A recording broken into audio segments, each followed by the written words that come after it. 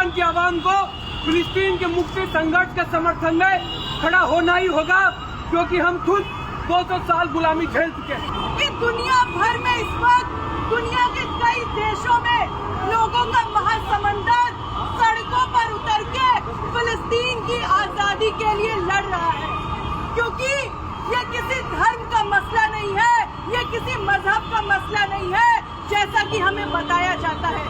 फिलिस्तीन की लड़ाई एक गुलाम देश की अपनी आजादी के लिए लड़ाई है।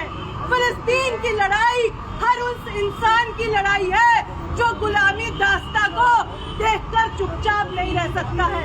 तो हम तमाम लोग जो यहाँ खड़े हैं, हम आप सभी से आह्वान करने आए हैं, आप सभी का अपील करते हैं कि फिलिस्तीन की आजादी के संघर्ष में आप भी अपनी आवाज बुलंद करें। की चीजें खरीद रहे हैं, ये सारी चीजें जो खा रहे हैं जरूरी है।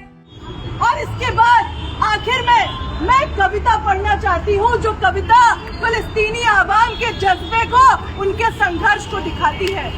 जाओ मेरी जमीन का आखिरी टुकड़ा भी ले लो, जेल की कोठरी में मेरी जवानी झोंक दो, मेरी किताबें जला दो, मेरी विरासत को लूट लो, मेरी थाली में अपने कुत्तों को खिलाओ।